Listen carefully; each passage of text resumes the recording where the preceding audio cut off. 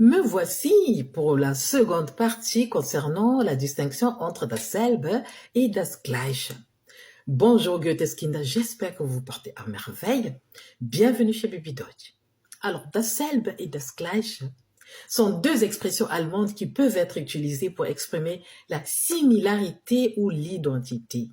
Mais il y a une subtilité entre elles, entre les deux. On va voir tout de suite. Dasselbe, on peut dire aussi dasselbe, comme on peut dire dieselbe, ça dépend selon le genre, soit derselbe, pardon. Donc, tous les trois sont utilisés pour indiquer que quelque chose est exactement le même objet ou la même entité. Donc, quand on dit dasselbe, dieselbe ou derselbe.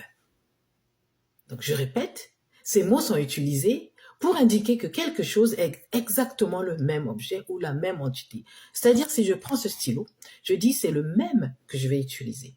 Das ist derselbe Kugelschreiber. Donc, c'est le même en fait, le même objet. C'est pas Kugelschreiber, un autre Kugelschreiber que je vais prendre et ça va être identique. Non, c'est le même. Le seul et l'unique est le même. OK? Alors, il implique donc une identité totale. Donc, c'est le même objet. Ça, c'est dasselbe ou derselbe ou dieselbe. Par exemple, on peut dire des Tisch. Derselbe Tisch, die Tasche, dieselbe Tasche. On peut dire das Buch, dasselbe Buch. Maintenant, pour ce qui est de l'écriture, grammaticalement, on va dire par exemple das Gleiche, qui veut dire, on peut, das Gleiche, quand on dit das Gleiche, donc le Gleiche doit commencer par une majuscule, donc le G majuscule.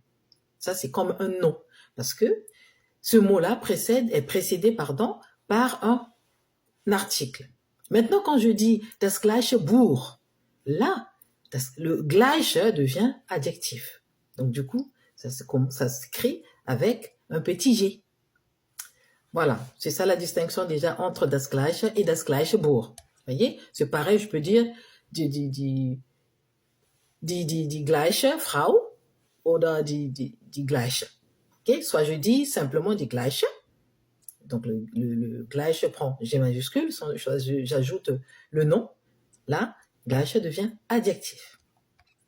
Alors, quand on dit das Gleiche, donc là, tout à l'heure, j'ai parlé de dasselbe, dieselbe und so weiter.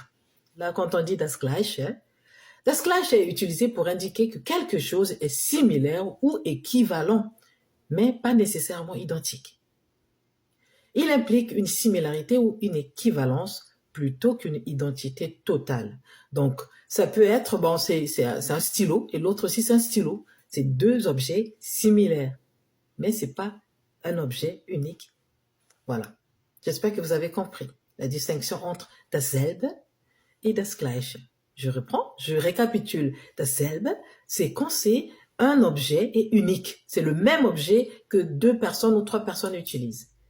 Mais quand on dit c'est similaire, ça veut dire que, par exemple, un stylo, c'est 3 stylos différents que 3 personnes différentes utilisent. Mais ces stylos sont similaires. Voilà, c'est ça la distinction. Écrivez donc un exemple dans les commentaires pour que je sache si vous avez bien saisi la leçon. Voilà pour la seconde partie. Osez apprendre l'allemand. Goetheskinder. Bis bald!